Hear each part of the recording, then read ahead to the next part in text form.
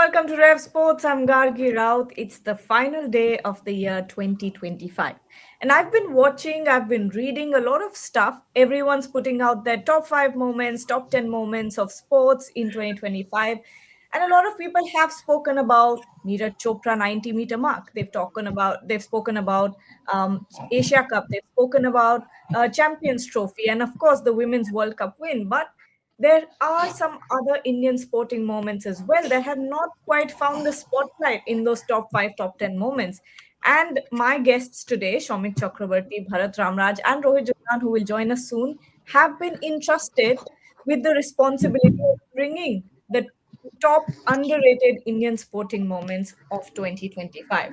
I'll begin with you, Bharat. Let's go one by one. What is your, underrated sporting moment of 2025 that not a lot of people have spoken about? Yeah, I guess already talked about in the WhatsApp group. I will start with that Animesh Kujur one, going under 10.2 seconds in 100 meters in Greece.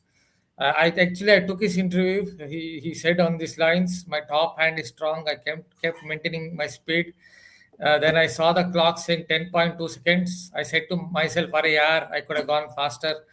I could have gone under it." And my coach was like, "No, it is 10.818 seconds. You made the national record." I think that's a good moment because it was thought that no Indian, at least it felt like very few Indians or no Indian would go under 10.2 seconds in 100 meters.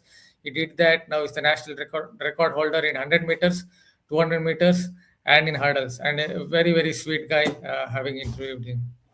I wish him all the best so that he can go even so that he can do even better in 200 meters and 100 meters. That's a good moment, Bharat. And after all that happened, I think towards the end of the year, Animesh got to meet Usain Bolt and also Kenny Benarek, who was in Kolkata for the Tata, World 25K marathon. And that's when, Kenny Benarek also said that he was mighty impressed by what Animesh Kujur has been able to do. Shomik, over to you now. Your underrated Indian sporting moment. Gargi, as far as I'm concerned, the underrated sporting moment, Indian sporting moment, is collectively women's chase.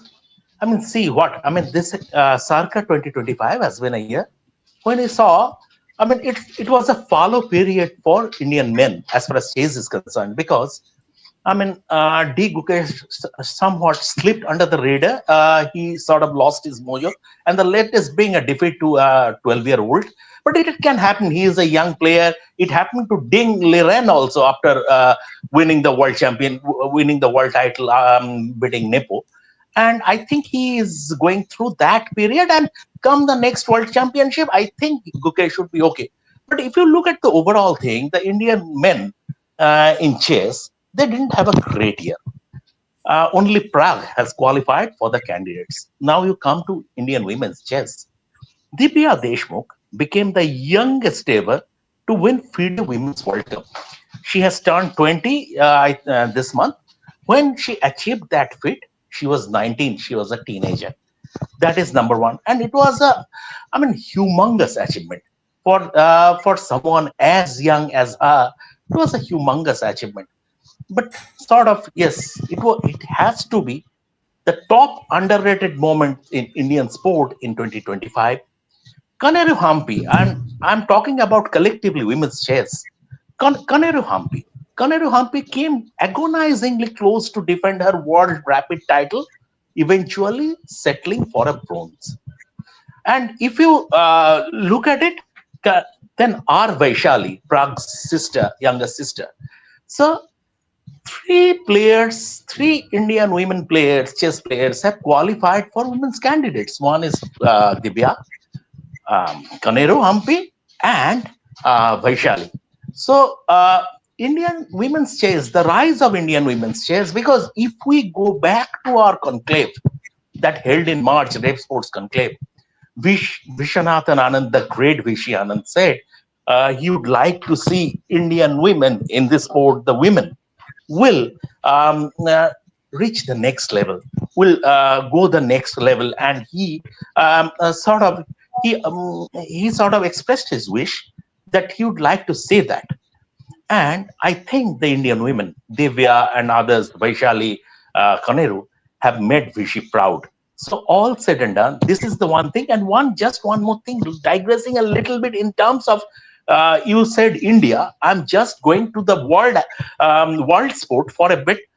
As far as my biggest underrated moment in world sport, it's Jordi Bamish's 300-meter steeplechase gold at the World Athletics. At the hit, he fell down.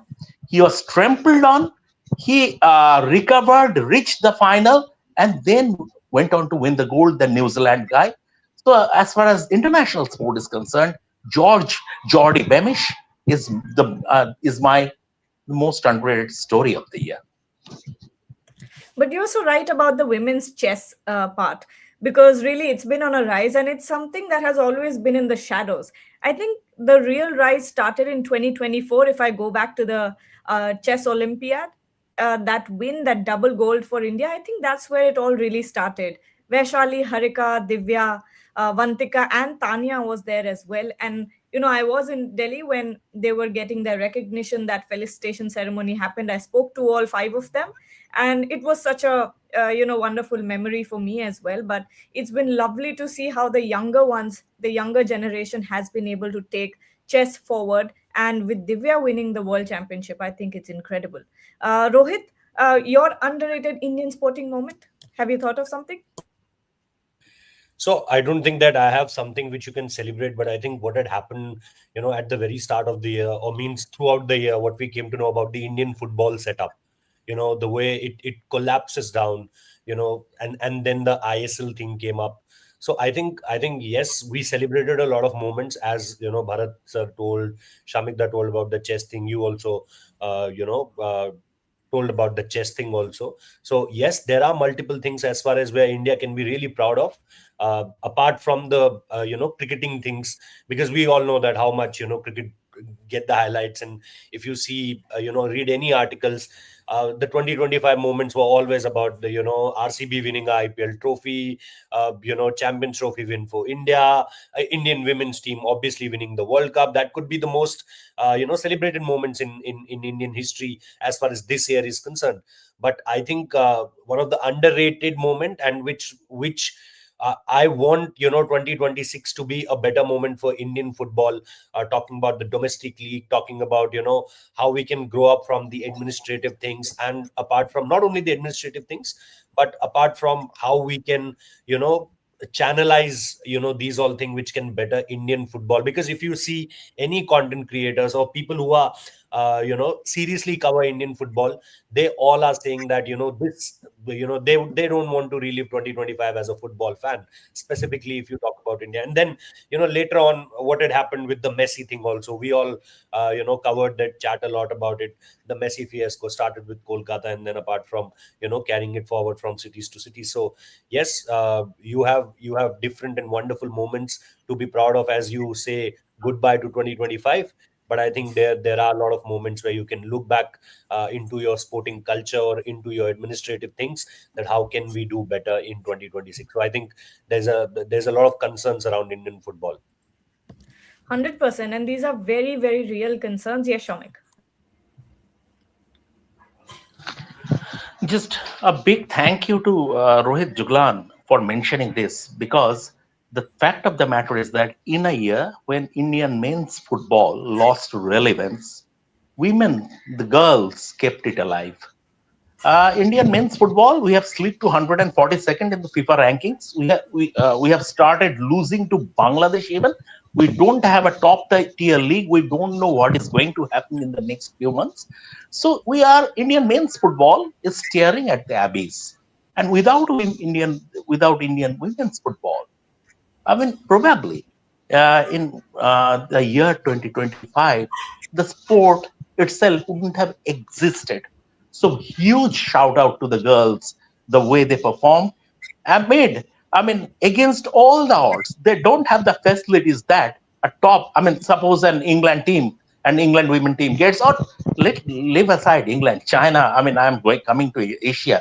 What the top Asian teams get, they don't get any kind of facilities.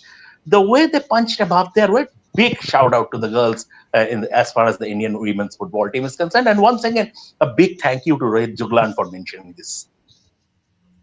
Absolutely. There is one comment here.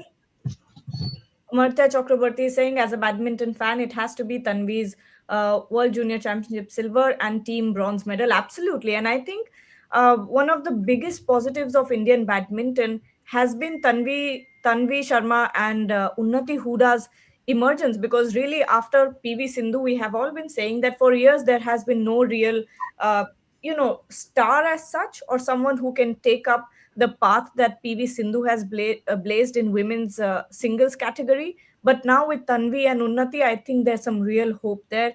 And of course, on the men's single side, there is always Ayush, who's doing really, really well. So this is really good. Okay, Satvik Bagaria is saying, I asked this question to Boria at 5. Want to ask your people.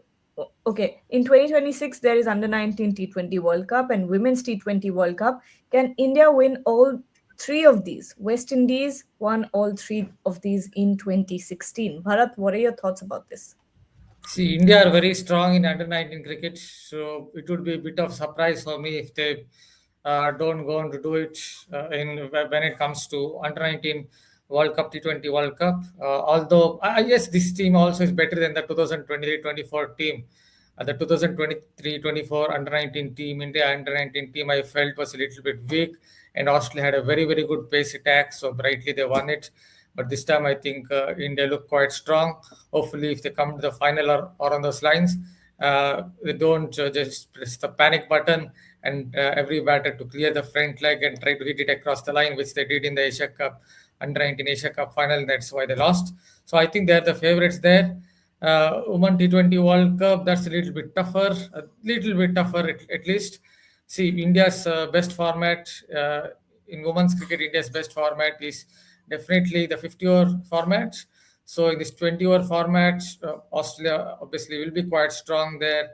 And even England to an extent, South Africa definitely as well. So these three, four teams, New Zealand, even New Zealand can punch above their weight. Remember, they are the defending champions.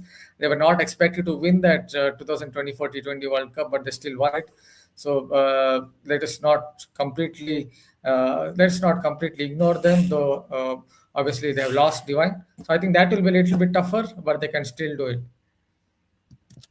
All right. Amartya Chakraborty is also saying international badminton tournament hosted in New Delhi.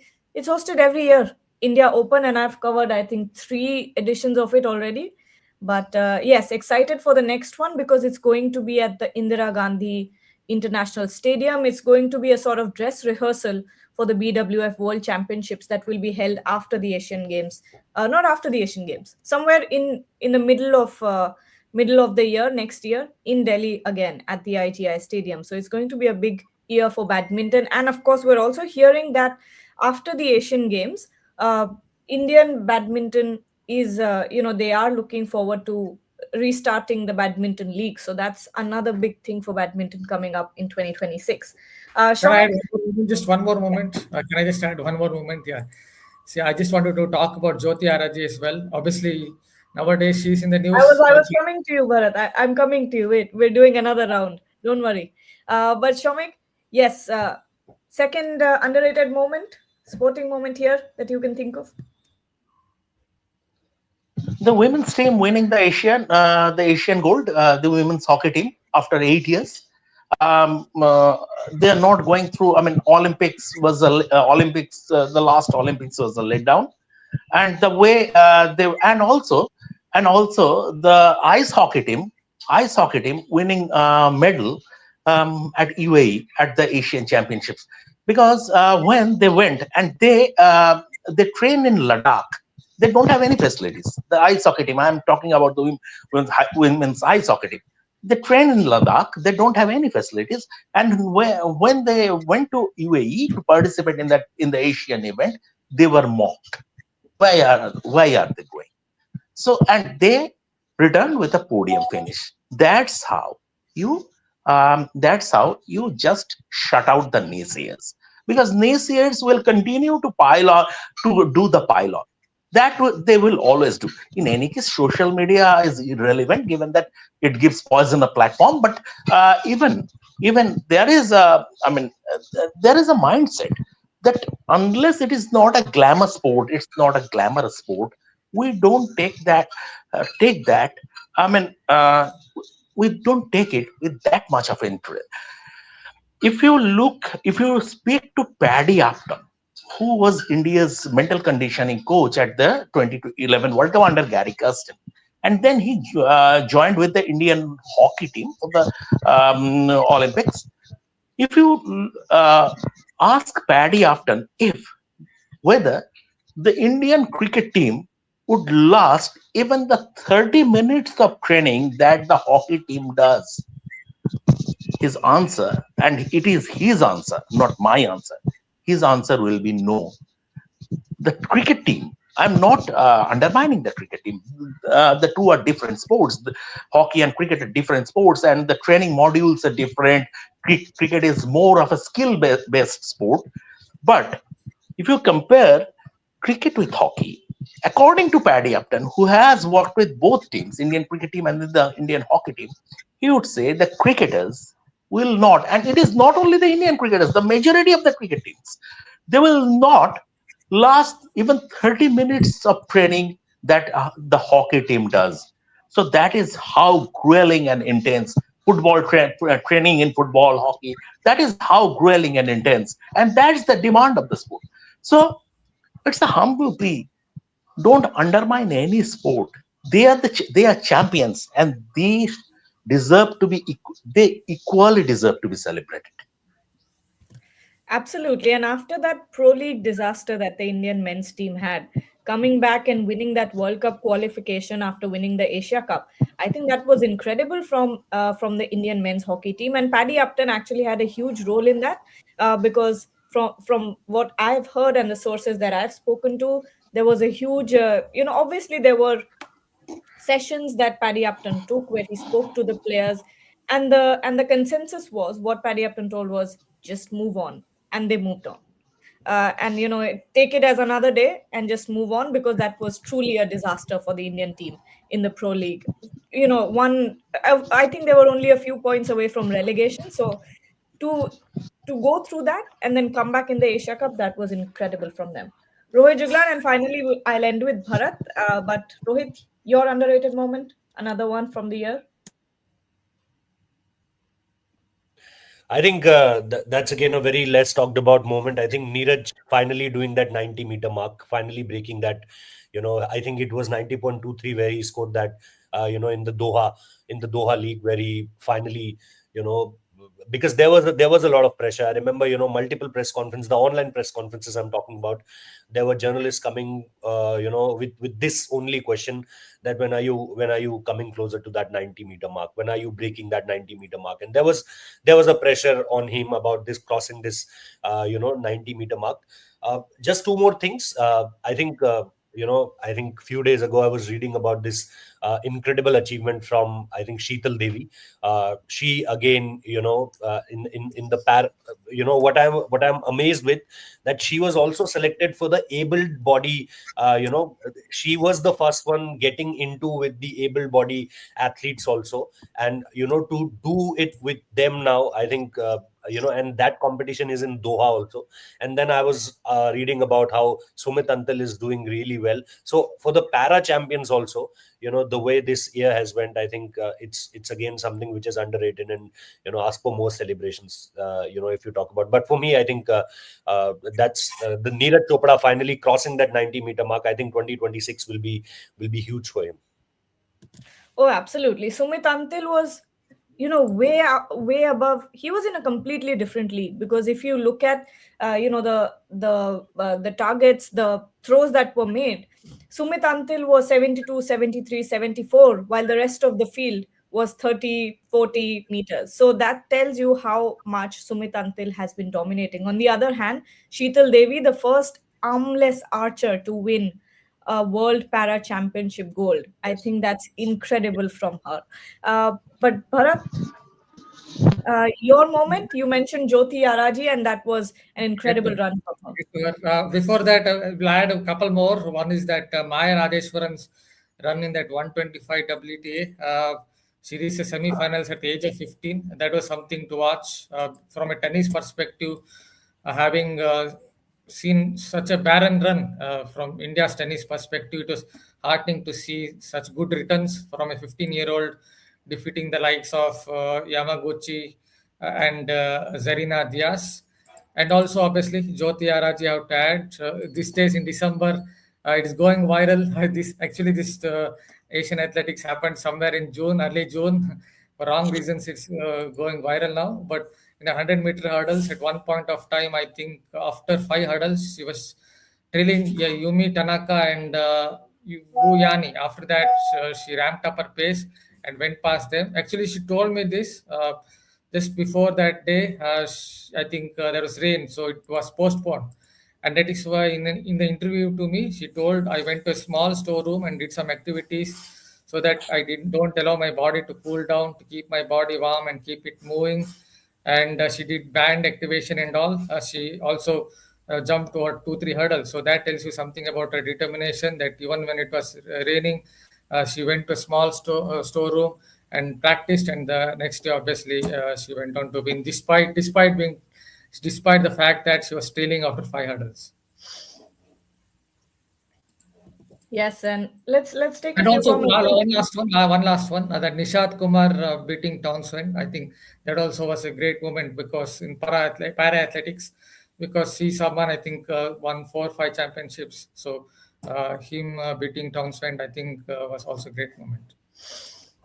Yeah, and talking about tennis, during the Asia Cup, we had the privilege of sitting down with Sania Mirza and her father Imran Mirza, who trained her whole life, and they were also really concerned about the way that Indian tennis is going at the moment. There's no real, again the same problem when you look at it.